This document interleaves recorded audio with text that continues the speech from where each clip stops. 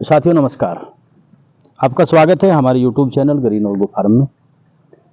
हम आप लोगों के बीच में कुछ प्राकृतिक समस्याएं लेकर के, किसी दवाइयों के बारे में, किसी चीज़ को बनाने के बारे में और प्राकृतिक खेती के बारे में, पुराने अनाजों के बारे में, तो कुछ न कुछ लेकर के हम वीडियो में आप लोगों के समक्ष आते रहते हैं। तो आपसे एक अनुरोध ज़रूर है कि हमें व्यूवर और सब्सक्राइबर बहुत कम मिलते हैं, जबकि बहुत अच्छी जानकारी आप लोगों के बीच हम लेकर के आते हैं। ये हमारा कृषि का क्षेत्र काफ़ी पिछड़ा हुआ क्षेत्र है और हम प्रयास करते हैं कि इसमें जितना भी नया हम लोग कर सकें, क्योंकि कृषि प्रधान ये देश हमारा रहा है। और ये आपने सुना होगा कि उत्तम खेती, मध्यम बान, निषिद्ध चाकरी, भीख निदान एक वो वक्त था। तो साथियों कुछ बातें लेकर के हम आप लोगों के बीच आते हैं, तो आपसे अनुरोध है कि आप उसको पूरा ध्यान से देखें। अगर कोई आपको उसमें कोई कमी नज़र आती है तो आप हमसे शेयर कर सकते हैं, कमेंट कर सकते हैं, फ़ोन कर सकते हैं। कोई सलाह आप लोग लेनी चाहें तो उसके लिए भी हम तैयार हैं। तो साथियों ये मौन पालन की एक मैं अभी वीडियो पहले डाली थी। तो ये शहद धरा का अमृत है। बड़ी रहस्यमयी चीज़ें हमारी माधवी की हैं। काफ़ी लोगों को इस चीज़ का पता नहीं है और वो इसको जब किसी चीज़ का पता नहीं होता, उसका पूरा ज्ञान नहीं होता, तो उसकी तरफ ध्यान नहीं जाता है, उसका प्रयोग हम नहीं करते हैं और अंततः उसका फ़ायदा हमें नहीं मिल पाता है। वास्तविकता कई चीज़ें इसमें हैं कि शहद मीठा है, शहद स्वास्थ्य के लिए अच्छा है कि नहीं है। आज चूँकि मशीनरी का ज़माना है, आज पैकिंग का ज़माना है, बड़ी बड़ी कंपनियों ने हर चीज़ को हैक कर लिया है। मैं आपको साथियों बताना चाहता हूँ कि शहद धरा का अमृत है। ये फूलों से हमारी जो मौनें हैं, हमारी माधवी है, इसको इकट्ठा करती हैं। फूलों से इकट्ठा करके, इसमें एक भ्रांति है कि ये झूठा होता है। मैं आपकी जानकारी के लिए बताता हूँ कि इसका एक अलग कोष्ठ होता है जिसमें ये एकत्रित करती हैं। जितना इसको खाने की आवश्यकता होती है उसमें से वो खाना का इसके पेट में चला जाता है और इससे वो झूठा नहीं हो पाता। शहद हमारा जो का तो सूचा का सूचा ही रहता है, इसमें झूठ नहीं है। कई प्रकार के हमारे पास से दौड़ है, हमारे पास से देसी माहौल होता है। हमारी जो माधवी है, मौन है, ये मौन ऐसा है कि अहिंसक तरीके से हम इससे शहद प्राप्त करते हैं और वो शहद हमारे लिए मुफीद होता है, क्योंकि हम उसको बार बार चेक कर सकते हैं। ये हिंसक नहीं होती, ये नहीं काटती है। इसकी एक वजह एक और होती है कि इसका जो कांटा है वो बड़ी आंत से जुड़ा हुआ होता है। जो मौन अगर किसी परिस्थितियावश, किसी खतरे के वश अगर कभी डंक मार देती है तो उसकी बड़ी आंत से वो जुड़ा हुआ कांटा जो है वो शरीर में चला जाता है और वो आंत टूट जाती है और अंततः वो मौन मर जाती है। तो इसलिए ये हमेशा नहीं काटती, विशेष परिस्थितियों में काटती है। तो उसमें मौन पालक जो है वो उसको अपना हाथ अलग करेगा और उस गंध को, आपने देखा होगा कि एक जगह जब काट लिया एक मक्खी ने बड़े महल की, तो सारा उसी के ऊपर आ जाता है, बराबर वाले व्यक्ति को छोड़ देता है। तो इसमें से गंध निकलती है और उस गंध के ऊपर जो है वो मक्खी वहीं पर हमारी जो मौनें हैं आती रहती हैं और काटती रहती हैं। तो उसकी वजह एक गंध है। तो ये विशेष चीज़ है जो हमारी मौनें हैं। हम जो मौन पालन करते हैं, माधवी पालन करते हैं, तो उसमें ये लोग ये क्या करती हैं कि जब उसमें शहद इकट्ठा करती हैं, जब तक वो परिपक्व नहीं होता तब से उसके पंखा चलाती हैं। बड़ा ज़बरदस्त विज्ञान है। जो लोग मौन में काम करते हैं, माधवी पे काम करते हैं, बक्सों में काम करते हैं, उन लोगों को इस चीज़ का पता है। वो पंखा करने के बाद जब उसमें उचित नमी होती है तब उसके कोष्ठों को बंद करती हैं। अगर टेम्परेचर अधिक है उसको मेंटेन करने के लिए भी पंखा करती हैं। तो वो भी इनका बड़ा वैज्ञानिक काम है। साथियों मैं आपको बताना चाहता हूं कि आज मीठे में जहर है। जो लोग शुगर मिल में काम करते हैं वो शुगर नहीं खाते, चीनी नहीं खाते, क्योंकि चीनी एक जहर हो गया, उसमें ऐसा सल्फर है जो हजम नहीं होता है और मीठे के बिना इंसान का जीवन नीरस है। तो साथियों मैं आपको बताना चाहता हूं कि ये जो मीठा है हमारा शहद जो है ये बहुत बेहतरीन है, ये पौष्टिक है, ये सबसे ज़्यादा वातनाशक होता है, ये वायु को ख़त्म करता है। और जैसे आप लोग डायबिटीज़ का कोई मरीज़ है तो डायबिटीज़ के मरीज़ के लिए शहद बहुत मुफीद है, क्योंकि 0.78 0.25% जरूरत क्या नाम आपका शहद में मीठा होता है, शुगर होता है, और जबकि शरीर के लिए 0.78 की ज़रूरत पड़ती है। तो इसलिए उससे करीब तिहाई मीठा है तो आप लोग अगर शुगर के मरीज हैं तो आप पूरी तरह से आश्वस्त होकर इससे खा सकते हैं। ये वातनाशक है, आपके खून को बढ़ाता है, आपके शरीर को पोषण देता है, आपके शरीर को पुष्ट करता है, आपकी भूख बढ़ाता है, आपकी चिर यौवन लंबे समय तक यौवन की मुराद को शहद मधु पूरी करता है। साथियों, इसको अगर आप लेते हैं, ये धरा का अमृत है। और हर आदमी जो इसमें काम, जो किसान के लिए मैं विशेष कहना चाहूँगा कि अगर आप व्यवसायिक तरीके पे नहीं कर सकते हैं तो आप 2-4 बक्से अपने पास रखिए। जैसे मैंने अभी जिक्र किया था कि मौन डंक अगर मारती है तो इसकी डंक से दाद, खाज, खुजली और आपका जैसे आपका गठिया बाय है तो वो दूर होती है। तो ये पूर्ण विज्ञान जो इसका है, जो समझ सकते हैं, जो लोग इस काम को करते हैं, वो जानते हैं कि ये बड़ा वैज्ञानिक जीव है। साथियों, आज उम्र बहुत कम हो गई है। 100 साल का मानुष होता था, आज 60 साल का है, 70 साल का है, बीमार होता है। तो साथियों, दीर्घायु मधु आदमी को दीर्घायु बनाता है, उसका लावण्य बढ़ाता है, सुंदरता बढ़ाता है, ओज बढ़ाता है, उसको यशस्वी बनाता है। क्योंकि स्वस्थ शरीर के अंदर स्वस्थ दिमाग रहता है, उस आदमी के अंदर तेज होता है, उसकी वाणी में तेज होता है। तो इसलिए भी ये मौने, ये माधवी हमारे जीवन के लिए बहुत महत्वपूर्ण मानी जाती हैं। इसके अलावा हम किसान हैं और हम चाहते हैं कि हमारा उत्पादन बढ़े। मौनों का विशेष काम है पर परागण की क्रिया करना। कुछ एक लिंगी पौधे होते हैं, कुछ बहुलिंगी पौधे होते हैं।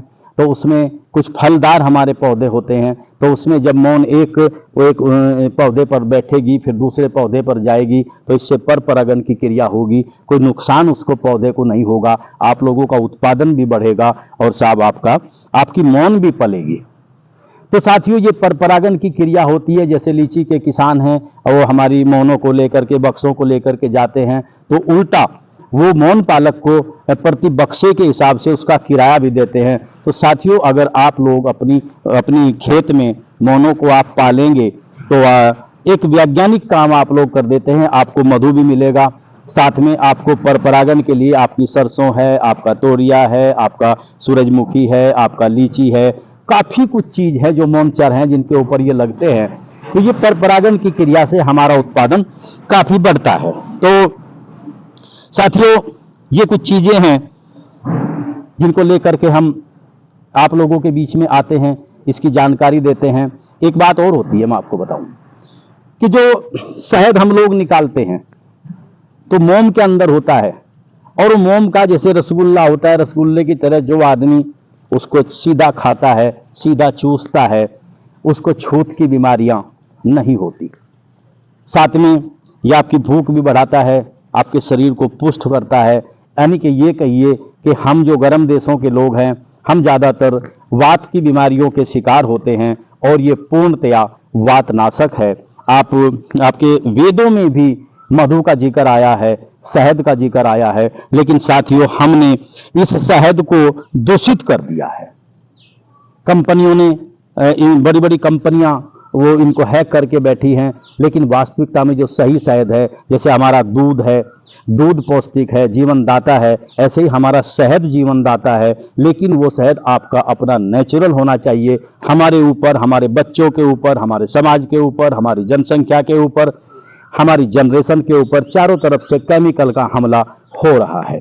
पैसा कमाने की अंधी दौड़ ने हमें इस हद तक गिरा दिया है कि हम हर खाने की चीज में मिलावट करने से नहीं रोकते, जबकि खाने की चीज में मिलावट करना एक बहुत जघन्य अपराध है और इसकी बहुत भारी सजा मिलनी चाहिए। साथियों, मैं अक्सर इसको छोटी गाय कहता हूं।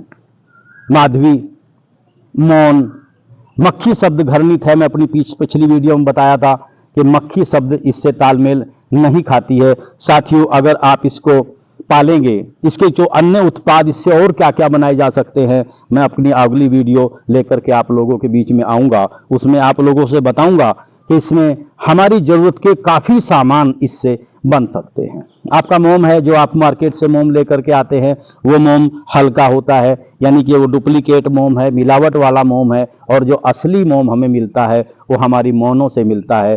अच्छा, दूसरी बात, हम इनको अपने सुविधा अनुसार पाल सकते हैं। मेरे पास अगर फूल नहीं है तो कोई दिक्कत नहीं है।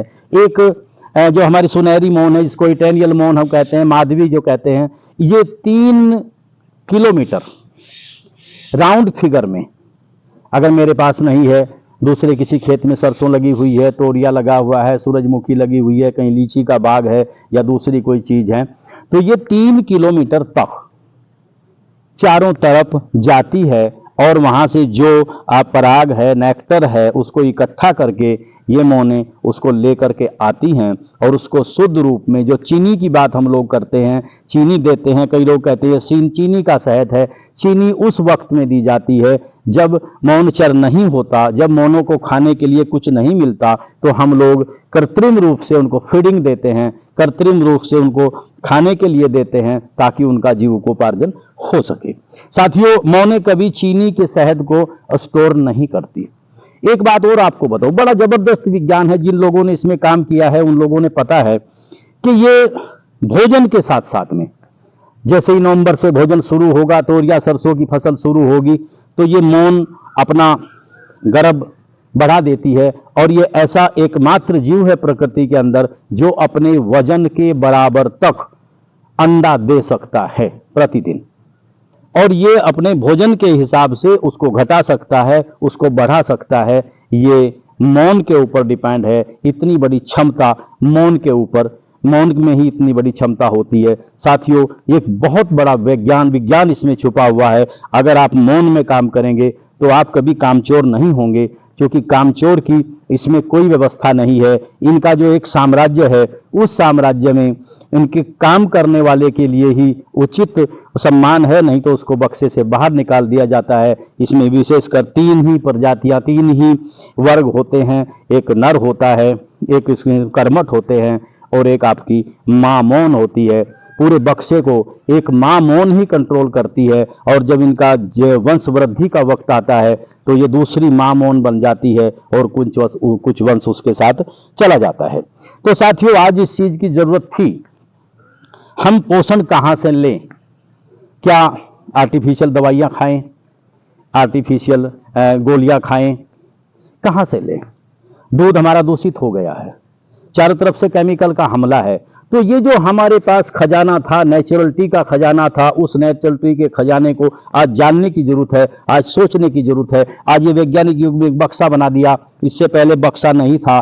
हम इनको अपने घरों के अंदर पालते थे और घरों के अंदर ही हम इसको, मधु को हम इकट्ठा करते थे। जो देसी माहौल है उसका जो मधु हम लेते हैं वो हिंसक होता है, उसमें वो काटता भी है, साथ में उसके अंडे बच्चे भी खत्म हो जाते हैं, क्योंकि जो उसकी जो पोली है वो जड़ में बनती है और बाकी नीचे जो है उसका पोलन का और बच्चों का ही भाग होता है। तो जब उसको काटते हैं तो उसकी पूरी छत कट जाती है। इसमें ऐसा नहीं है, इसमें 10 फ्रेम होते हैं, हर बक्से में अलग अलग तरीका होता है। तो उसमें जहां मधु होगा, मधु को निकाल लेंगे मशीन से, जो का तो उसको फ्रेम को नष्ट नहीं करेंगे और वो फिर जो का तो फ्रेम इसमें लग जाएगा, तो इसलिए उनका वक्त भी कम लगेगा और एक अहिंसक तरीके से हम लोग मधु निकाल सकते हैं। तो साथियों, ये कुछ जानकारी है। अगर आपको स्वास्थ्य चाहिए, अपने बच्चों का स्वास्थ्य चाहिए, गर्भवती महिलाओं का स्वास्थ्य चाहिए, हमारी बेटियों का स्वास्थ्य चाहिए, आप चाहें कि वो निरोग हों, आप चाहें कि वो स्वस्थ हों, वो तेजस्वी हों, उनका दिमाग अच्छा हो, पढ़ाई में उनका अच्छा मन लगे, जैसा खाओगे अन्न वैसा होगा मन।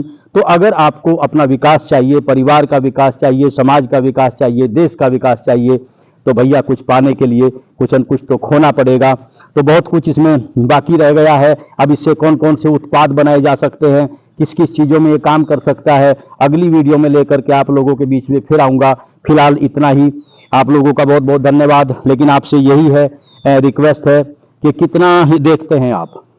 पिछली मैं वीडियो बनाई थी, 150 आदमियों ने देखी। अगर मैं कुछ नाचने कूदने की वीडियो बनाता, कोई चुटकुले की वीडियो बनाता, तो शायद हजारों उसके व्यूवर मिल जाते। तो साथियों, आपसे रिक्वेस्ट है कि आप हमारे चैनल को सब्सक्राइब करिए, शेयर करिए, अपने दोस्तों से कराइए। और ये जो हमने बताया है, अगर आप खुद नहीं पाल सकते, इसमें जमीन की जरूरत नहीं है, आप अपने मकान की छत पर रख सकते हैं, वहां भी आप मौन पालन कर सकते हैं। तो साथियों, अगर कुछ आपने जिसको जहां चाह है वहां रहा है और आवश्यकता आविष्कार की जननी है। मेरे साथियों, आप लोगों का बहुत बहुत धन्यवाद। जय हिंद, जय किसान, जय गौ माता, जय जमुना मैया, जय जमुना मैया। बहुत बहुत आभार, बहुत बहुत धन्यवाद। जय हिंद।